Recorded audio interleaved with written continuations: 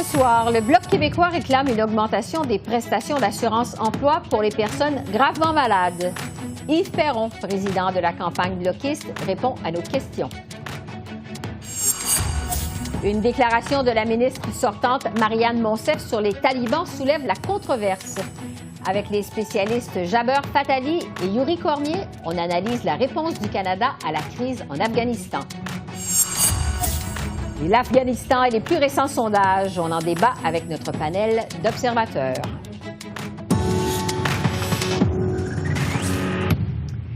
Bonsoir, Mesdames, Messieurs. En ce jour 11 de la campagne électorale au pays, le chef du Parti conservateur était de passage à Hamilton, en Ontario. Erin O'Toole a promis de travailler avec les provinces pour investir en santé mentale en leur transférant suffisamment de fonds pour qu'1 million de Canadiens supplémentaires reçoivent des soins chaque année. Les conservateurs souhaitent aussi investir 1 milliard de dollars sur 5 ans pour financer des programmes de soins de santé mentale et de traitement de la toxicomanie pour les Autochtones. À Vancouver, le chef du Parti libéral a dévoilé aujourd'hui la façon dont il entend financer son plan d'accès à la propriété, plan qu'il a présenté hier. Justin Trudeau propose notamment d'augmenter le taux d'imposition des banques et des compagnies d'assurance de 3 % sur les profits de plus de 1 milliard de dollars. Les libéraux estiment que cette mesure pourrait amener dans les coffres de l'État canadien des revenus de 2,5 milliards de dollars par année sur 4 ans, et ce, à partir de 2022. En visite à Windsor, en Ontario, le chef du NPD s'est engagé à réduire de 1 000 $ par année par famille les factures de téléphone cellulaire et d'Internet. Pour y arriver, Jagmeet Singh entend travailler avec le CRTC pour forcer les entreprises de télécommunications à plafonner leurs frais sous la moyenne mondiale.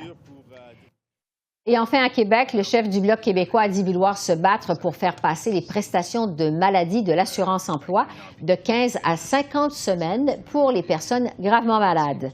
Et François Blanchette a rappelé la croisade du Bloc en ce sens, en l'honneur d'Émilie Sansfaçon, cette jeune femme décédée d'un cancer et qui militait pour un tel prolongement. Il y a des luttes de compassion auxquelles on ne renonce pas.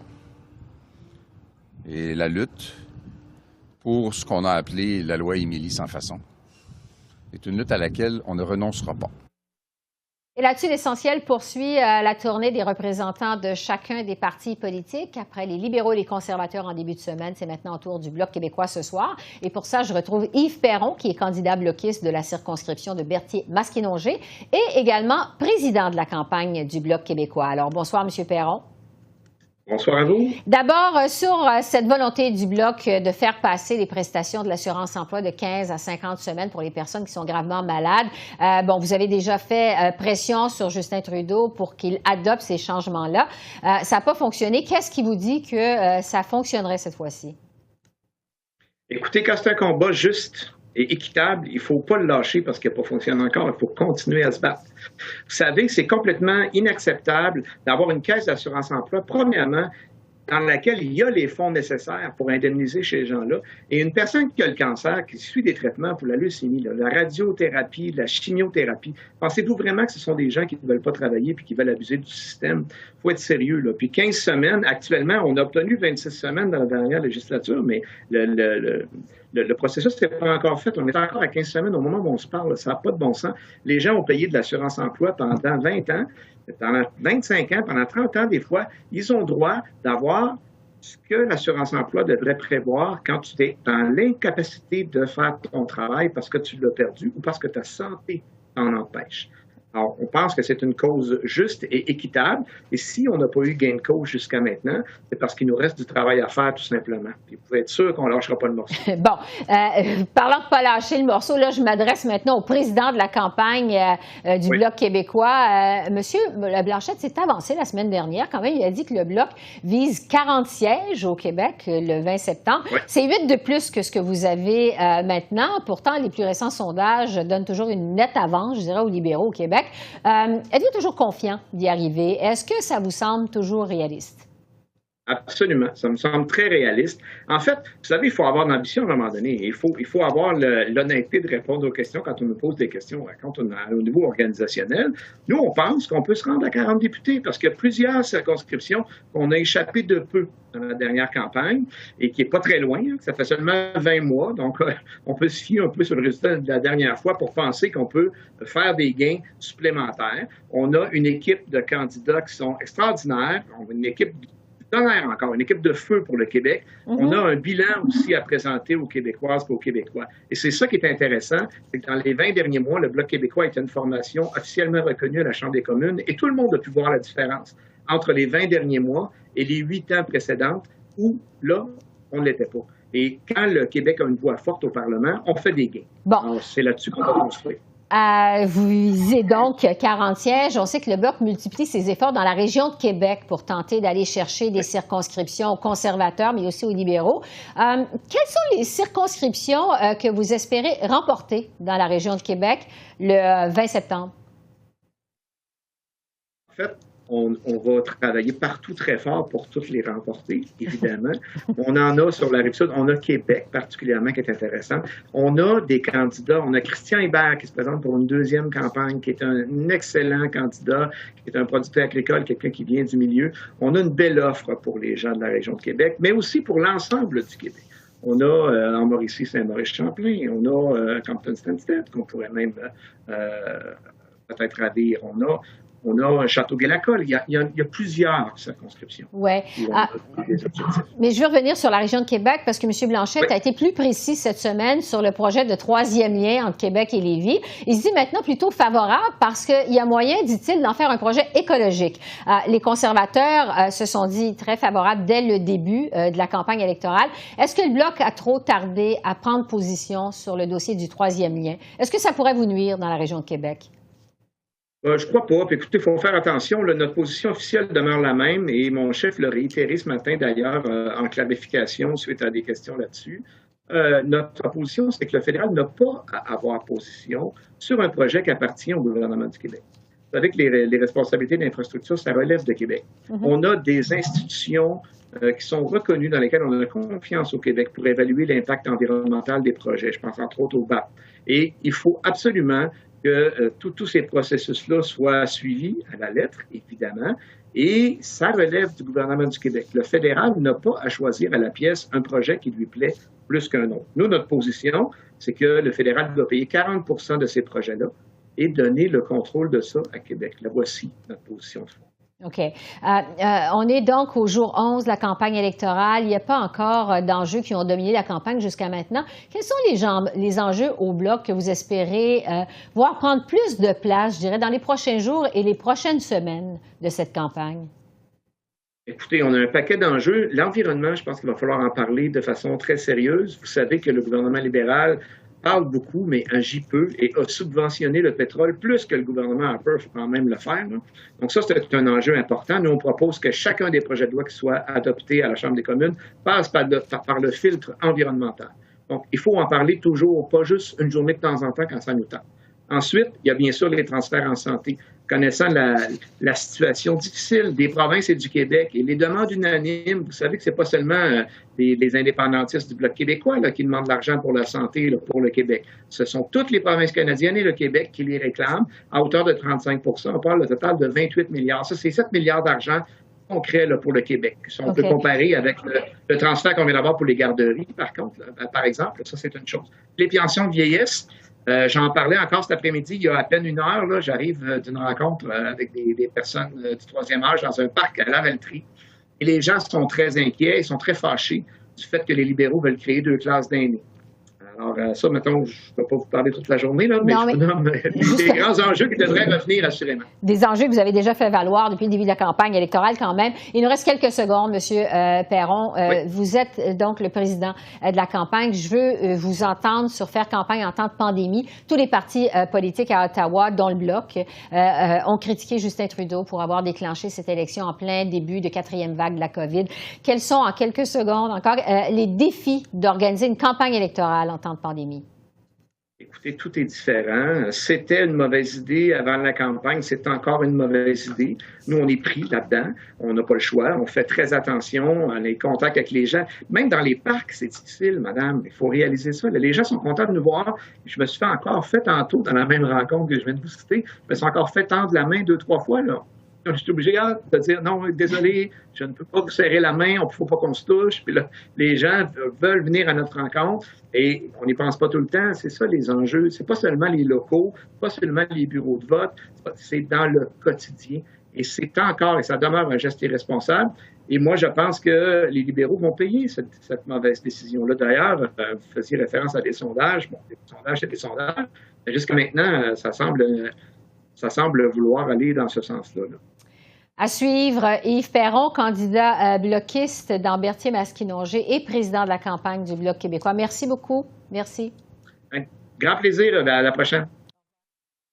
La crise en Afghanistan continue de dominer l'actualité et la campagne électorale. Le ministre sortant des Affaires étrangères, Marc Garneau, a réitéré aujourd'hui l'engagement du Canada d'accueillir 20 000 réfugiés afghans, malgré la fin de l'opération d'évacuation aérienne qui est prévue pour le 31 août.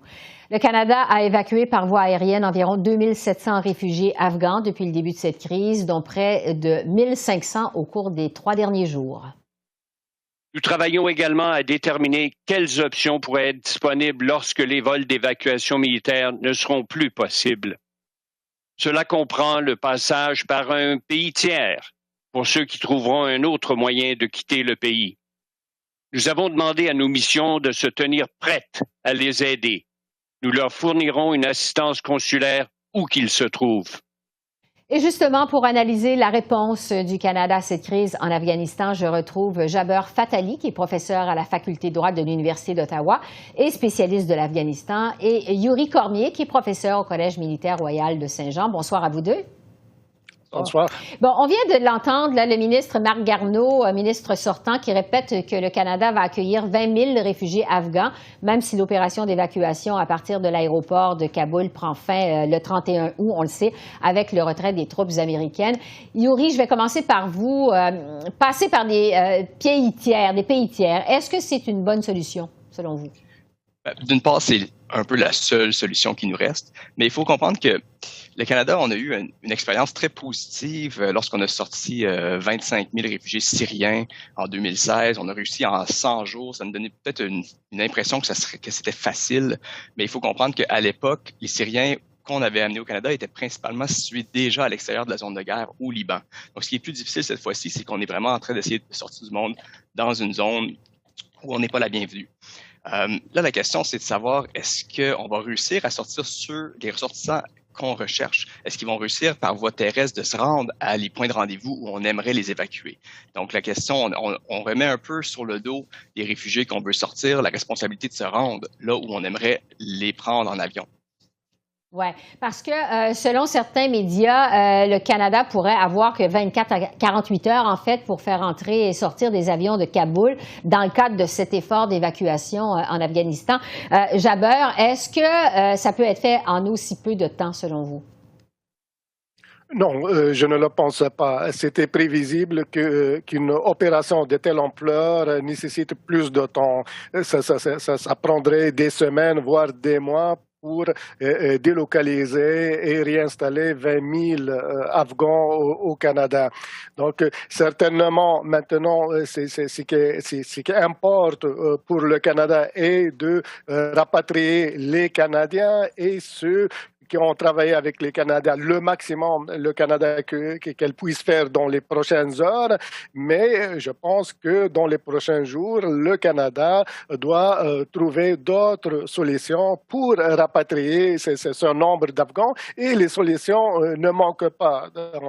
Je pense que là, l'ancien ministre ou le ministre sortant, Garneau, parle de pays tiers. Là, je me pose la question, est-ce que le Canada va engager des discussions avec le Pakistan? Yuri, vous pensez également que ça ne peut pas se faire aussi vite? Oui, en effet, il aurait fallu commencer à faire ça. Ça fait plusieurs mois qu'on sait que ces gens-là doivent sortir le plus rapidement possible avec les ententes que Trump avait prises, etc. On savait que la date butoir arrivait. on savait pas exactement quand est-ce qu'elle aurait lieu. Puis maintenant que les États-Unis ont décidé qu'ils sortaient in extremis rapidement, le temps manque. Et en effet, s'il reste 24 à 48 heures, on ne réussira jamais à sortir les milliers et les milliers de gens qui restent. On parle de quelques centaines à la fois. Donc, on est vraiment loin du but.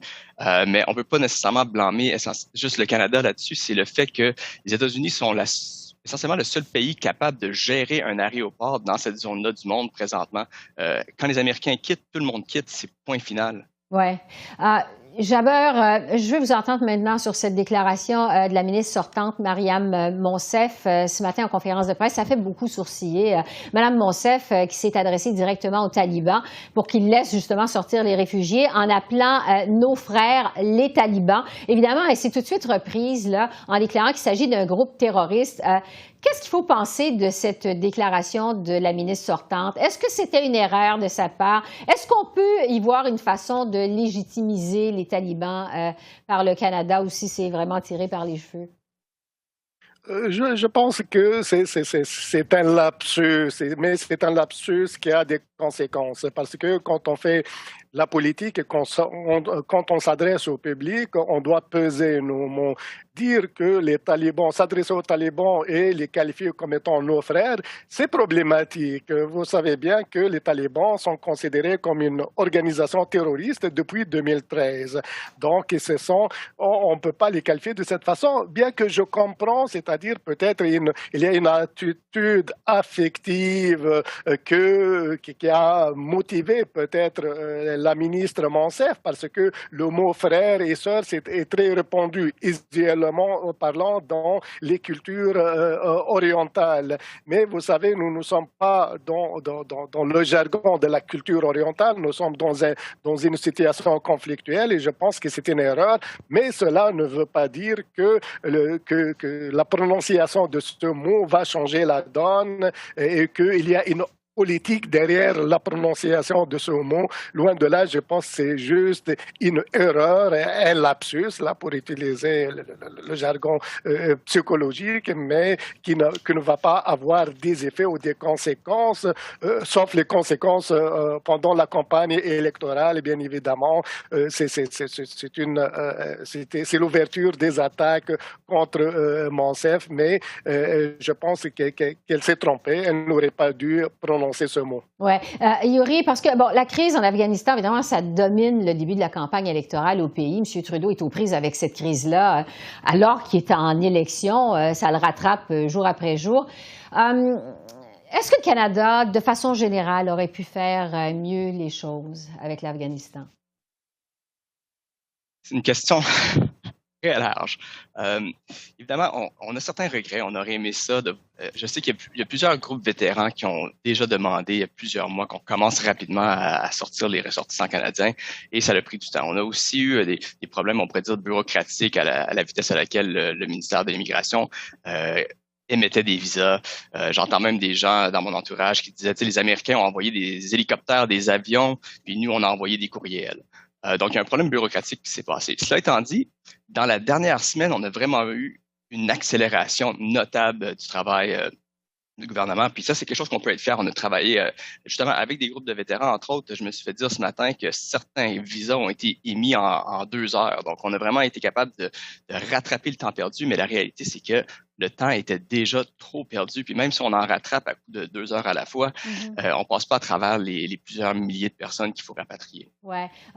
Jaber, à votre tour, sur la place que prend la crise en Afghanistan depuis le lancement de la campagne électorale au pays. D'habitude, les événements internationaux, on le sait, ça domine pas les campagnes électorales au Canada. Est-ce que ça vous surprend? Qu'est-ce que vous en pensez?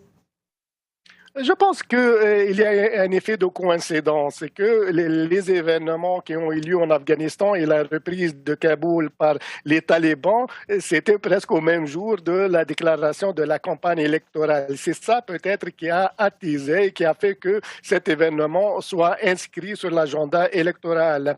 Et vous voyez, même les attaques contre les libéraux, quant à la gestion où en lien avec la gestion de cette crise n'étaient pas des attaques très virulentes, parce que réellement, vous savez, le Canada avait les mains liées en Afghanistan. Je l'ai dit, je le redis, le Canada n'avait jamais une politique étrangère indépendante et autonome. Et le Canada a fait ce qu'elle pouvait faire dans le cadre de cette politique de suivi de la politique étrangère américaine. Ce que j'avais envie de dire, c'est vraiment intéressant. Le Canada devrait-il avoir une politique étrangère plus indépendante des États-Unis et de faire appel à nos alliés, les Britanniques, les Australiens, les Français, pour avoir une présence, comment dire, des puissances moyennes, être capable de gérer des moments de crise lorsque le leader mondial n'a pas envie de s'impliquer? Est-ce qu'on est capable de se retourner et faire ça sans eux? Et ça, c'est la grande question de l'indépendance d'action des autres puissances. On n'a pas fini d'analyser cette présence canadienne, intervention canadienne en Afghanistan. Yuri Cormier, qui est spécialiste en stratégie militaire, et Jaber Fatali, spécialiste de l'Afghanistan. Merci beaucoup à tous les deux. Bonne soirée et on se retrouve bientôt. Merci. Merci beaucoup. Avec plaisir. Merci. Au revoir. Et la réponse du Canada à la crise en Afghanistan, ce sera justement notre premier sujet d'analyse avec notre panel d'observateurs, Sheila, Marc-André, Richard et Farouk. Bonsoir à vous quatre. Bonsoir Esther. Sheila, d'abord, je veux revenir sur la déclaration de la ministre sortante, Mariam Monsef, sur nos frères talibans. Est-ce que c'est embarrassant pour les libéraux? Je pense que, d'abord, Mme Monsef est d'origine afghanie elle-même, et ce qui est intéressant, c'est qu'on est en train de faire sortir du monde canadien et des autres de l'Afghanistan. Alors, il faut faire attention à nos paroles. Ceci dit, le mot « frère », c'est comme québécois. C'est inclusif surtout sur le territoire. Et dans le monde musulman, il y en a beaucoup qui s'appellent tout le monde musulman des frères. Et c'est peut-être une question plus de langage culturel qu'autre chose. Oui. Marc-André, évidemment, Erin O'Toole s'en est donné à cœur joie en pleine campagne électorale pour critiquer les libéraux dans le dossier de l'Afghanistan. Mais est-ce que les conservateurs auraient pu faire mieux ou faire autrement? Ben, je pense que la réponse de M. O'Toole aujourd'hui par rapport aux propos de Mme Monsef était bien mesurée à propos. M. O'Toole n'en a pas trop mis. Il a dit que les propos étaient inacceptables. Je pense que c'est le cas. Mais la question à savoir présentement, est-ce que M. O'Toole ferait mieux que M. Trudeau? Je pense que la question n'est pas là présentement. Il y a des gens qui sont dans le besoin, qui ont besoin de l'aide des Canadiens. M. Trudeau a décidé de déclencher cette élection-là. Et on voit bien que ce gouvernement-là et même la campagne libérale en souffre parce que M. Trudeau a de la misère à gérer la campagne et également ce qui se passe en Afghanistan. Oui. Farouk, je vais aller à vous. Qu'est-ce que vous en pensez de la déclaration de Mme Monsef, la ministre sortante, vous? Ouais, moi, je suis plus inquiet sur le plan de libération des gens là-bas que sur la déclaration de Mme la ministre, qui, oui, peut être malhabile, mais comme Mme Copps l'a souligné, culturellement, frère, il faut l'entendre au sens large. Il ne faut pas oublier aussi que, paradoxalement, oui, le Canada reconnaît les talibans comme terroristes, mais dans les jours qui viennent, on doit un peu compter sur eux aussi pour pas que ça tourne mal. Donc, il y a comme un jeu de diplomatie à faire tout en reconnaissant la nature de ce régime. L'autre affaire qu'il faut souligner sur Mme Monsef, elle est afghanie, comme Mme Copps l'a dit, elle est issue de la minorité là-bas, donc il n'y a personne qui va prétendre qu'elle a des sympathies des talibans. Il ne faut pas non plus en faire trop. Il y a eu beaucoup de femmes qui ont été boucliers de M. Trudeau depuis 6 ans. S'il y a des problèmes en Afghanistan, comme Marc-André l'a souligné, on rentre en plein milieu d'une élection, ce n'est pas la faute de Mme la ministre, c'est plutôt M. Trudeau. Oui. Richard, pour conclure justement sur cette crise en Afghanistan qui s'invite dans la campagne, qui prend en fait beaucoup de place dans la campagne électorale. La situation en Afghanistan, c'est une gifle au visage de toutes les démocraties. C'est extrêmement lourd et difficile et on s'attend que les talibans demeurent un groupe obscurantiste face à la situation, ne serait-ce que pour l'humanité, pour les gens qui y demeurent, et puis la pression, la répression qui peut facilement en être. Et on ne le souhaite pas, mais on connaît déjà la situation du passé. Mme Monsef a de la famille là-bas, elle a le cœur sensible à la chose, je pense, de façon très sincère.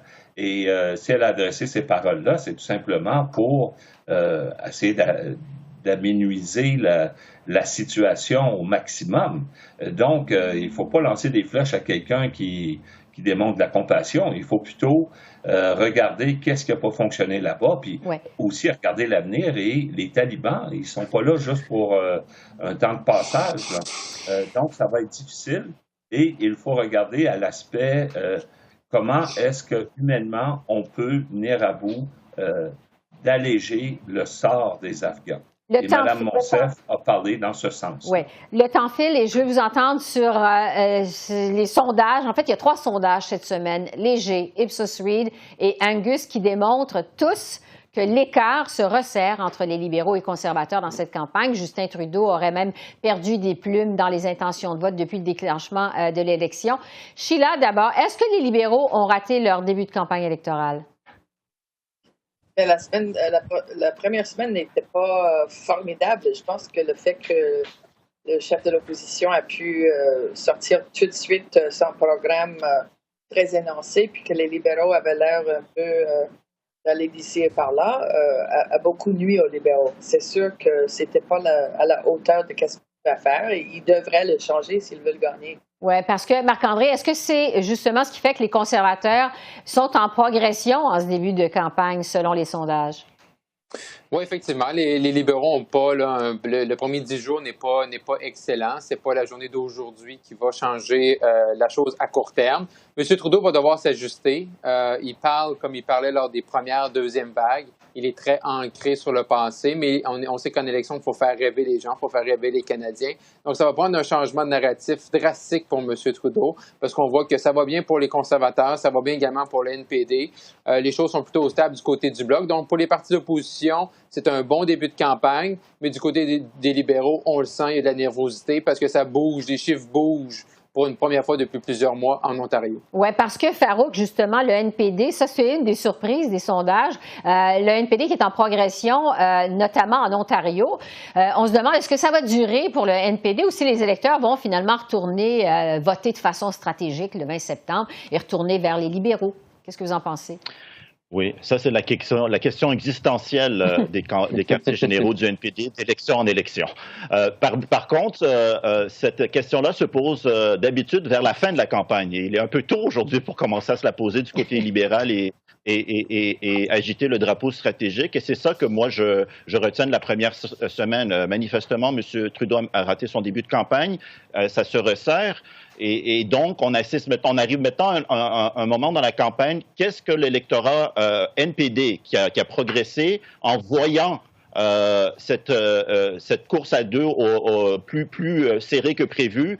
Est-ce qu'ils vont maintenir leur appui NPD ou ils vont aller sauver M. Trudeau, d'autant plus que ça fait 6 ans qu'il promet des trucs et qu'il y a, dans cet univers-là progressiste, ça n'a pas nécessairement livré. Et c'est là que se joue la campagne, d'après moi. Pour finir, en 2 mots, M. Trudeau, en 2015, a été excellent à faire une campagne sur l'espoir. En 2019, il a fait une campagne sur la peur, en faisant peur en parlant de M. Scheer, et il réessaie de faire la même campagne sur la peur. Et ce que j'en déduis après 10 jours de campagne, c'est que M. Trudeau est beaucoup meilleur sur l'espoir que sur la peur. Bon, Richard, il nous reste une trentaine de secondes au Québec. Même si les libéraux, selon plusieurs, ont raté leur début de campagne, les libéraux conservent quand même une avance confortable face au Bloc. Est-ce que le Bloc devrait apporter des ajustements à sa campagne à ce stade-ci, vous pensez?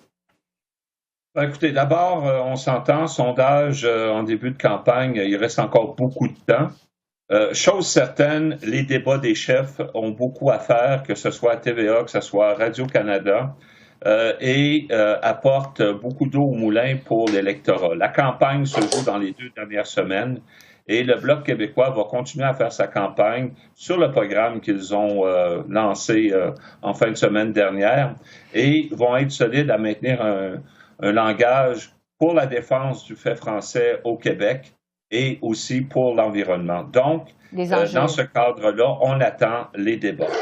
Des enjeux, évidemment, qui pourraient se cristalliser davantage après les débats. Farouk, Richard, Marc-André, Sheila, merci beaucoup. On se retrouve mercredi prochain. Merci. Merci, au revoir. À la semaine prochaine. Alors voilà, c'est comme ça qu'on a vu l'essentiel de l'actualité de ce jour 11 de la campagne électorale au pays. Esther Bégin qui vous remercie d'être à l'antenne de CEPAC, la chaîne d'affaires publiques par câble. Je vous souhaite une excellente fin de soirée et je vous dis à demain. Au revoir.